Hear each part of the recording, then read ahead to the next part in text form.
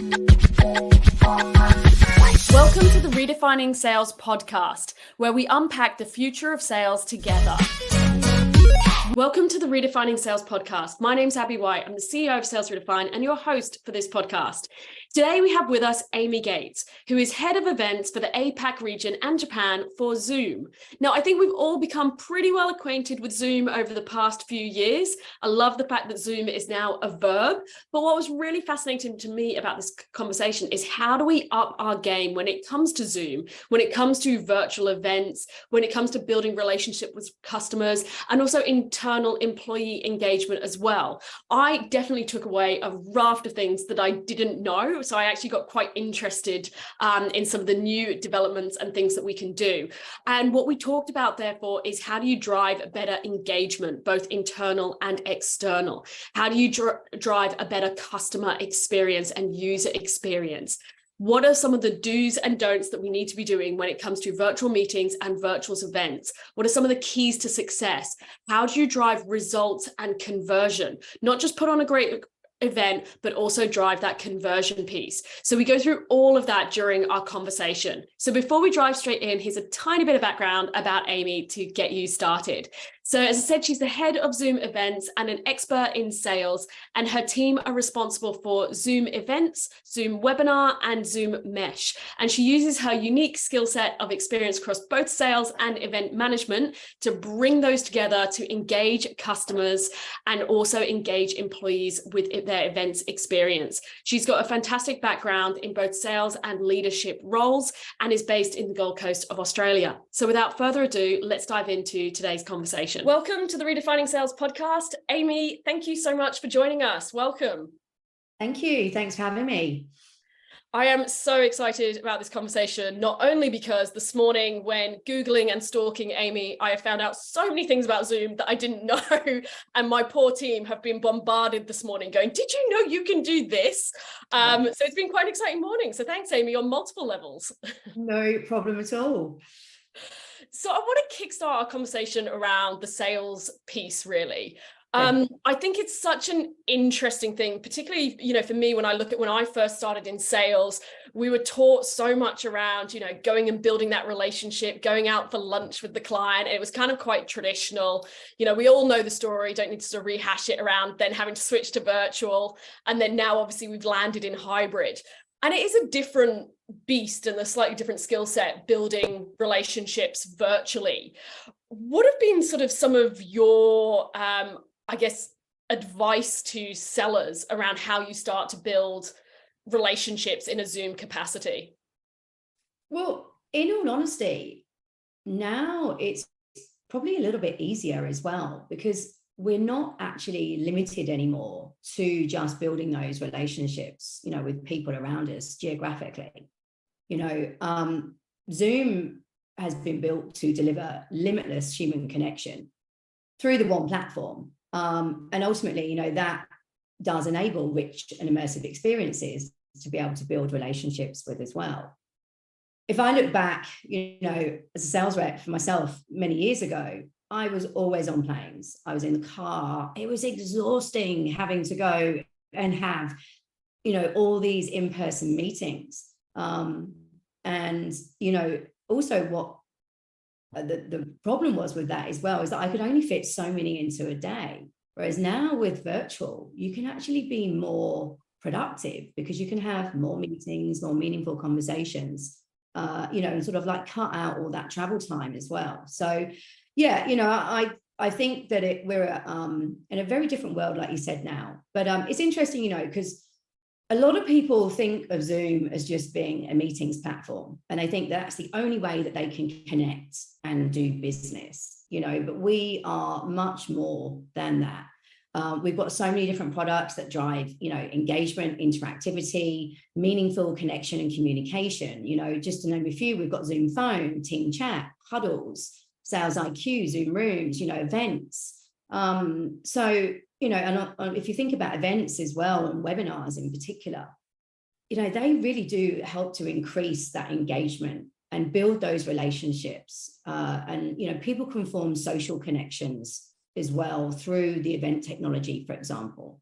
So yeah, I still think that, yes, it's very different, but I think that with the technology we've got now at our fingertips, it actually does make it easier.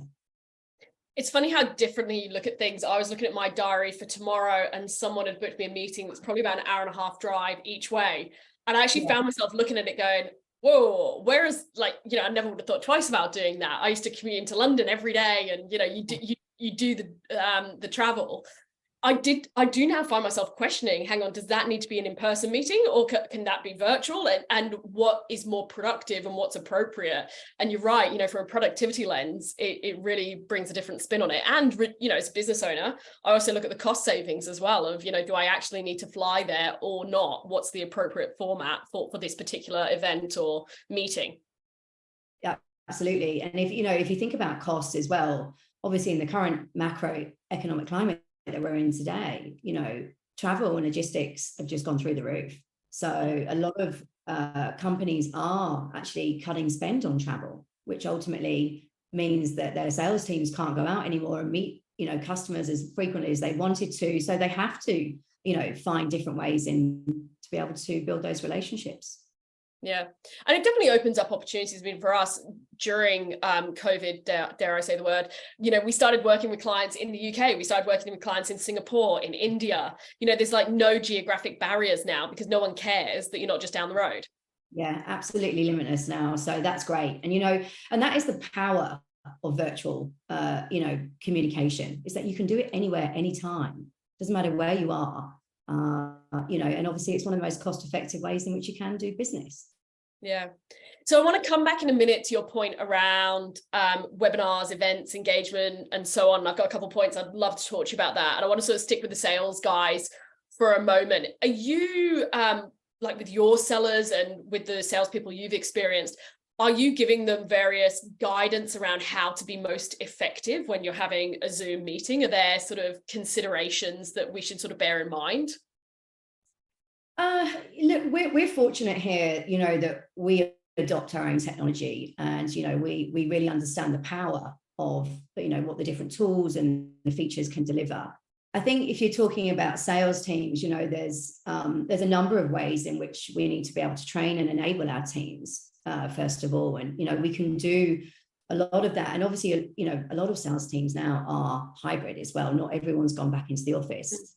So we need to rely on technology to be able to do that. But yeah, I mean, in terms of, broader strokes, absolutely, we can train them on how to use the different technology to be able to enhance and engage people when they're in their meetings. But, we've also got other technology as well. Thinking about training, as I mentioned before, we're that one platform. So when you look at what Zoom can do, from a sales perspective, if you're starting at a company, obviously you need to go through that enablement process, training. So we can utilize our Zoom events platform for that. And whether you're in the office, whether you're at home, you can still build that social connection with your fellow starters or employees. You can learn about the products and the services that you need to sell. And obviously, you can go through all the different methodologies and processes. But then once you sort of getting into your role, then there's another piece that comes in because we've got to maintain that coaching component, and that's where Zoom Sales IQ would come in, which is an intelligent, tool for helping sellers essentially sell better in their calls. So can you tell us about that? Because that one, again, when the research I've been doing before this conversation was quite interesting. I was like, I had no idea. Can you tell us about that? Because that would be really interesting to our sales audience. Yeah, absolutely. Look, I have to admit, I'm not the product specialist in Sales IQ. I focus on events, and that's what we do here in our business. But look, Sales IQ has been around about 12 months now, and essentially it's a conversational intelligence software, and it's been built to coach and improve a seller's performance. So essentially, when they're on their call, the call will obviously be monitored, and you will then receive feedback through the AI, and it captures things like, what was your longest spiel? Were you listening in terms of, what was your speaking versus your listening, your active listening? So it's really powerful stuff. We use it internally at Zoom with all of our teams. And as I said, it's just really changed the game in terms of how we then coach our teams. Yeah. I think for me, the most interesting thing about it is telling me to slow down because I talk like the speed of light. So I thought that was quite an interesting part. Yeah. There's lots of different insights that you can gather from it. As I said, it's very, and I highly encourage anyone in a sales role to check it out. Yep. And I think for me, just to sort of build upon what you said, I think there's also a couple foundational basics I've found that, you know, even when we're meeting a client for a first time over Zoom, there's still that first impression. You know, yes, we all went through the period where, you know, we're working from home in your Zoom uniform of fancy on the top and not so much on the bottom, but, you know, are you still presentable? That changed. You know, I've got jeans on. I'm actually going to stand up. I've got jeans on. They're not pajama bottoms today, I will admit.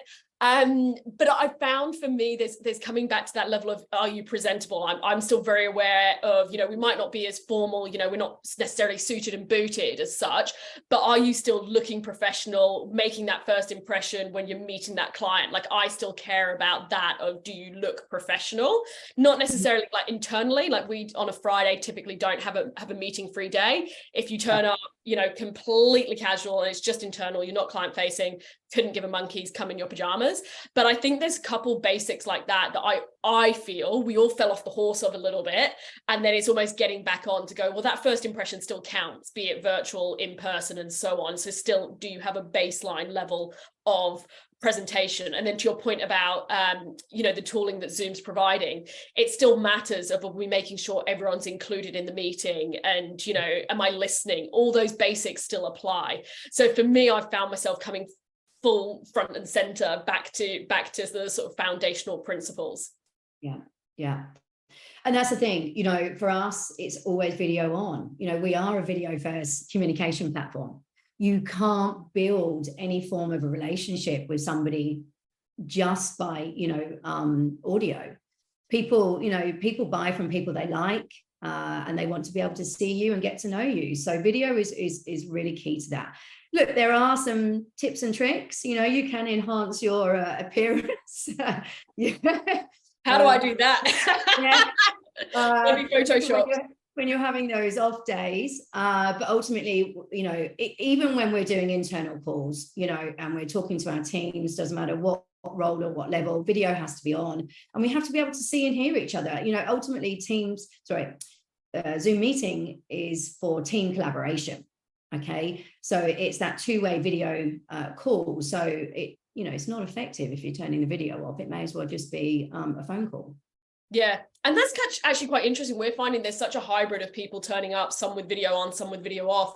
And we know some of our clients have actually said, you know, you can't ask us to turn the video on. We as a company have a policy of, we don't, you know, someone might be in a position where they're not able to turn their video on. So it's quite interesting to see how different people are approaching it. But I agree with you. I find it really challenging when you're having a conversation and I can't gauge your reaction. I can't feed off what I'm seeing and, you know, read the room virtually.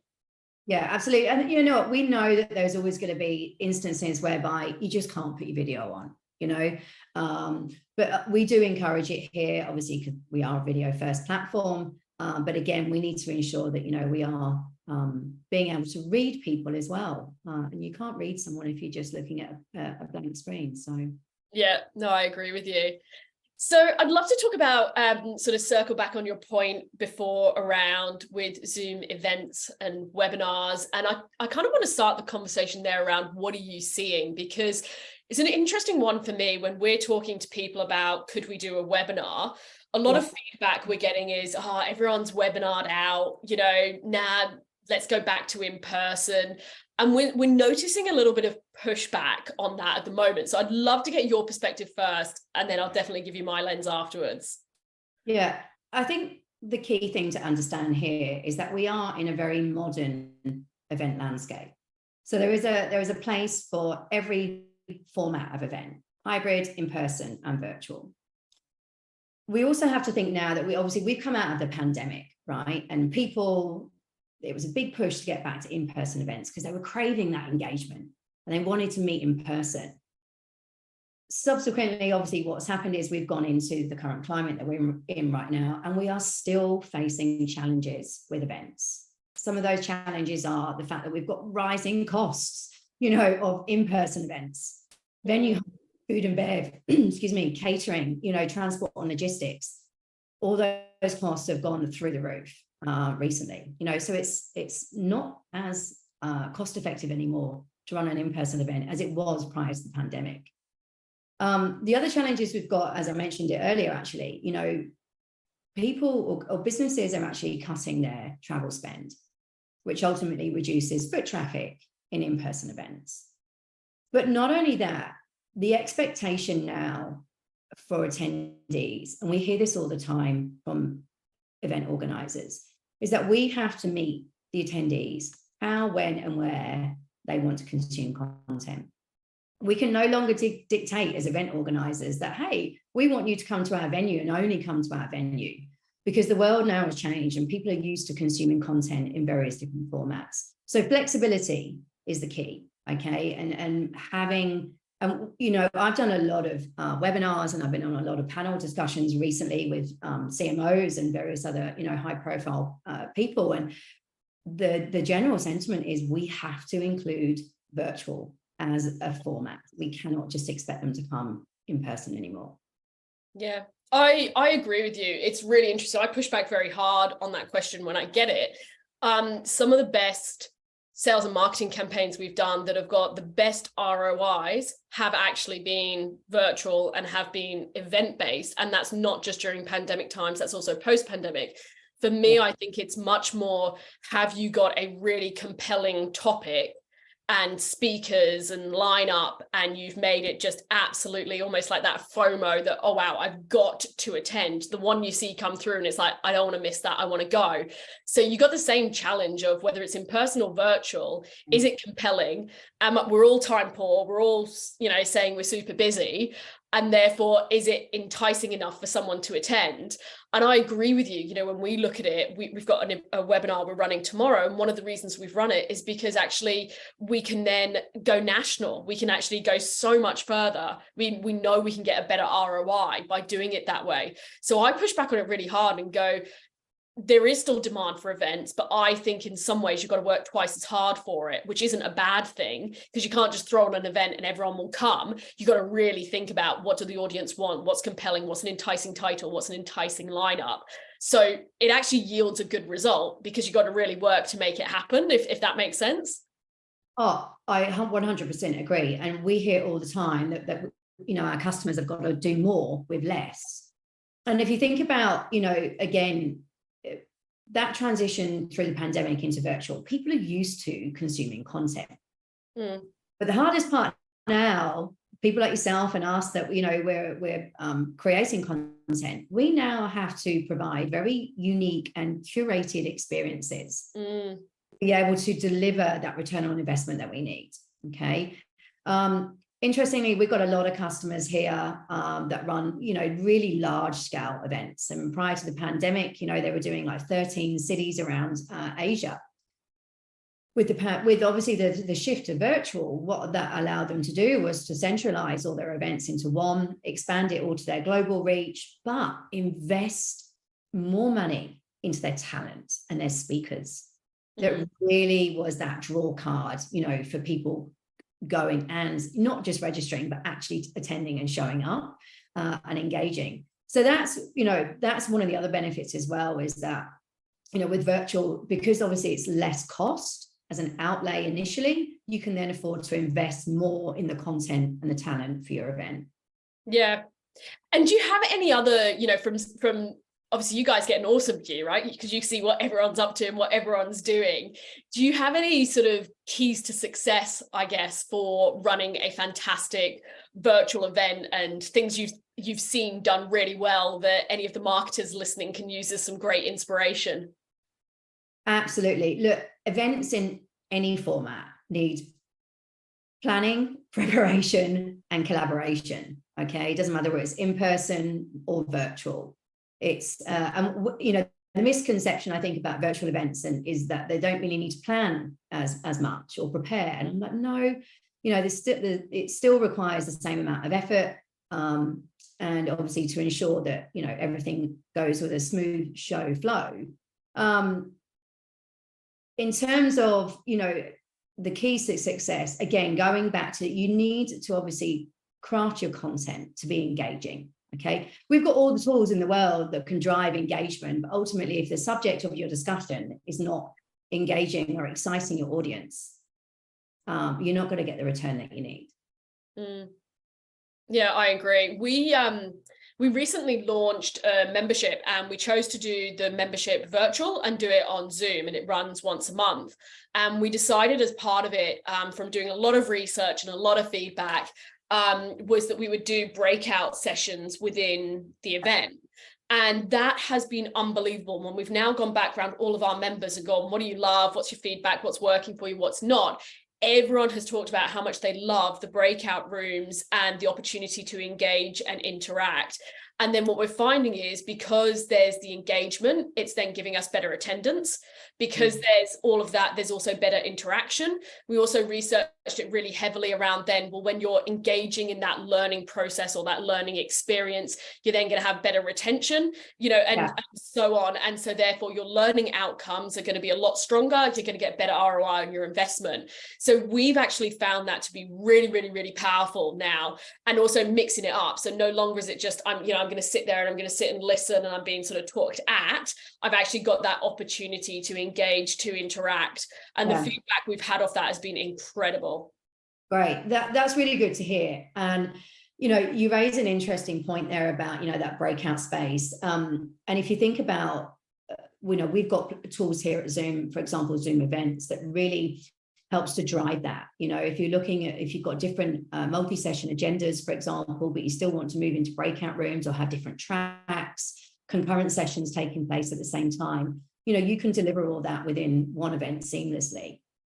You mentioned earlier about, you know, some of the other things. Well, you know, if you're looking, for example, if you're in marketing, you know, obviously one of your KPIs and your success metrics are going to be lead generation. Okay. And, you know, obviously for your sales teams to be able to follow up on and create top line revenue for the business. So we've got, you know, many different ways within an innovation that we've now recently developed and put out that will help to drive those qualified leads. Registrations to us, or to me, don't really convert into a qualified lead.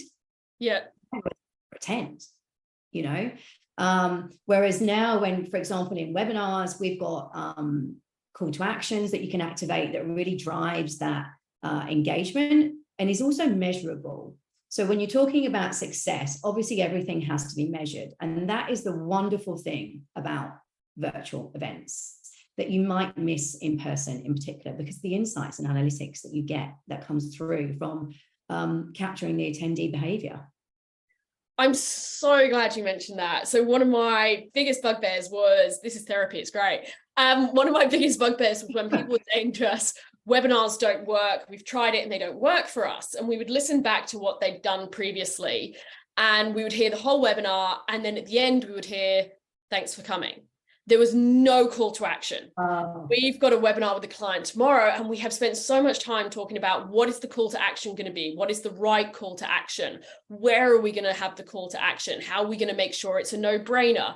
And exactly what you said, that's how you can then get the ROI out of your Zoom event, your Zoom webinar, because you've leveraged that call to action. And I think too many, for me, it's been put in this bucket of webinars don't work. Well, it's kind of not all things are equal. You need to look at if the purpose is lead generation, then absolutely have you got that call to action. I'm so glad you talked to that. Yeah. And that's, you know, for us, you know, if you think about sales and marketing and how they align, obviously they've got one shared common objective, right? And that is to generate business for the company and generate revenue. So, but sales teams can't do that without those qualified leads. And, you know, here at Zoom, we were sort of like looking at our innovation, being, oh, how can we drive that? Obviously, we're now in a very different world. People are used to webinars, but when we look to the challenges that we just mentioned earlier, you know, how do they generate those leads and create that revenue? So we built those tools and innovations within our products to deliver that. So I'll show you them so you can have a look and check them out. Well, I was actually going to ask you about that. And I am intrigued about some of those new announcements and some of those new innovations, because I think that I'm going to be really honest and say what you probably shouldn't say. I think that I'm probably basing some of my Zoom knowledge on just you go in and you do the same thing every time, and that's what you've done. And you've never actually played around and explored and gone, oh, I didn't realize you could do that. Or, oh, I didn't know you could do that. And this morning has been like an education process for me. So it would actually be interesting to get you to talk to some of the new announcements, because I think, certainly for myself, I've seen 3-4 opportunities. I've already sent them to my team this morning on this is how we can actually drive better engagement, better conversion, better outcomes, and so on. So do you want to talk to that for a minute around the new announcements that have just happened? Yeah, absolutely. So the start of the year, we launched a new single session event platform called Zoom Sessions, which has been built specifically for sales and marketing professionals, really to elevate the current webinar and meeting experience. Okay. If you're thinking about marketing, obviously you've got success metrics around, your brand identity and increasing brand awareness in particular. And that's obviously important to every business. So the platform now really allows you to create a beautifully branded, immersive experience, even if it's just for that single session. But it does deliver premium production tools that will actually enhance the production output, the quality. One of them, obviously, we mentioned was the in-session resources, which is your call to action to drive that qualified lead. We also have Simulive webinar, and just going back to one of your points from earlier, about expanding that reach globally. The biggest pain point for event organizers is that when you've got, you're based in APAC, but you've got to then do a webinar for EMEA or your North American teams, it means you've got to be up at crazy hours of the night. And if it's the same message that you're communicating to all teams, just in a different time zone, well, then let's automate that. So we now have Simulive webinar, which allows you to pre-record your webinar content, upload it as an MP4 file, and that can be scheduled to be an automated play. But the beautiful thing is that to the audience, it plays out as though it is actually live. So, if they come in like 5 or 10 minutes late, they will have missed 5 to 10 minutes of that session. They can't rewind it, can't fast forward.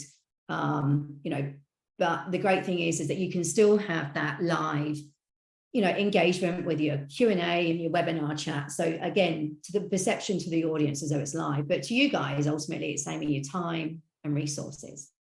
There are the others as well. I mean, I could talk about events forever. There's a million things I could tell you, but one of the other things that we're also doing is, Abby, yourself, you do a lot of webinars, okay? And you probably don't want to invest in, AV companies because they're pretty costly and etc. So we are about to launch a new production studio, which is specifically for live webinars, and that will ultimately give all of our event organizers the controls to be able to deliver a premium output. So think about custom layouts and scenes, changing your aspect ratios, more broadcast television look and feel. So in the innovation of our, webinars and virtual events, where we are today and also where we're going is going to look very different in a few months' time. Yeah, that's incredible. And what I love about it is it's now so cost effective, whereas like a few years ago, that would have cost a fortune. It's sort of, you would have been involving the AV company, you would have been involving the events company, whereas now it's actually very, very affordable to be able to do it. That's it. And the great thing is, everyone is familiar with Zoom. Everyone is familiar with how easy the interface is and how easy it is to navigate. Well, we've developed all of our latest products and innovations with that simplicity in mind as well. So it's the same familiar interface. We don't want to make it too hard. If you make it too hard, people won't use it and they won't turn up. So we've covered massive ground there on events, from, how to make it engaging, how to make it, appear high quality and premium, making sure you've got a call to action and so on. If you sort of had to leave people with almost like one thing of don't forget this or start here, or just sort of boil it down to make it simple if someone's feeling really overwhelmed, what would sort of be your key takeaway around events? Or virtual events, I should say. Yeah. So, I mean, look, that's quite a broad question, because obviously it really depends on what people's objectives are and what they are, they're looking to achieve. Again, as I said, a lot of people, I think one of the biggest myths about the industry as well is that in-person events are the ones that drive success. I mean, definitely not. Hybrid events can ultimately achieve the same success metrics that you're looking for from an in-person. But, as I mentioned before, planning and preparation, really understanding your audience, does your content and, appeal to that audience? Is it going to be engaging? Because if it's not, as I said before, you can have the best technology in the world, but it won't deliver the output that you're looking for. Yep.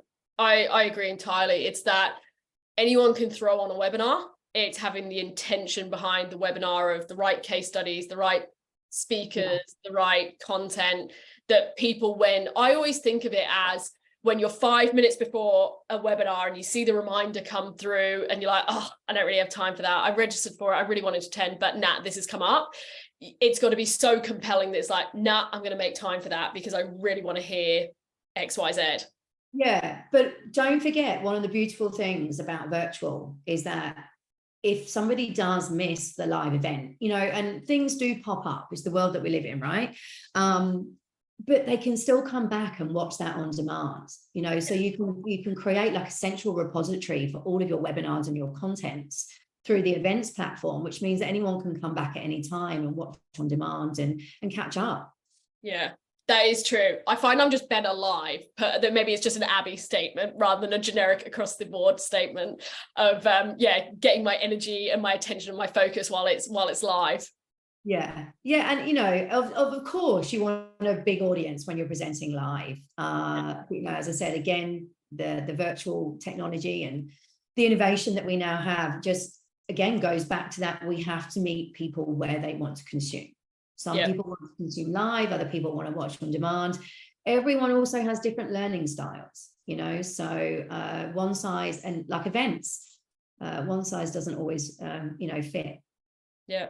And I think that's a great way to actually sum it up, because I think, you look now at, we've got to be engaging with multiple stakeholders across multiple channels in a very much 24/7 environment. And some want it this way, some want it that way, some want in person, some want virtual. And I think it's almost that essence of boiling that down to meet people where they're at and give them the choice. And that's what, essentially you're just talking to there. Absolutely. And when you think about the output for you, that will give you the highest return on investment. Yep.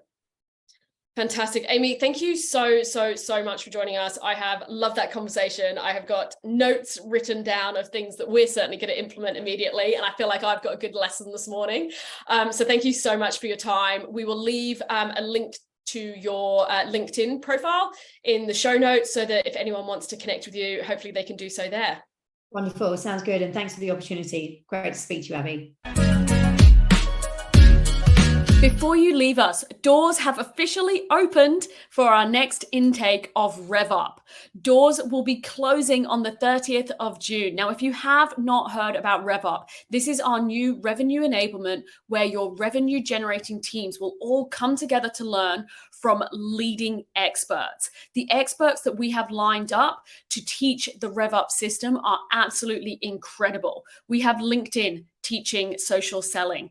We have Julie Masters teaching influence. We have Maz Farrelly, whose content has had 8 billion views, teaching us about storytelling and standing out from the crowd. We have Jay Pottinger teaching us about productivity and many more. We will go through the entire journey of how do you rev up your sales aligned to these leading experts. So if you want to check out Rev Up before the doors close on the 30th of June, then simply click the link in our show notes and visit member.salesredefined.com.au and you can find out all the details you need to know, or you can book in for a chat. We love to have a chat to see whether it's the right fit for your revenue generating team.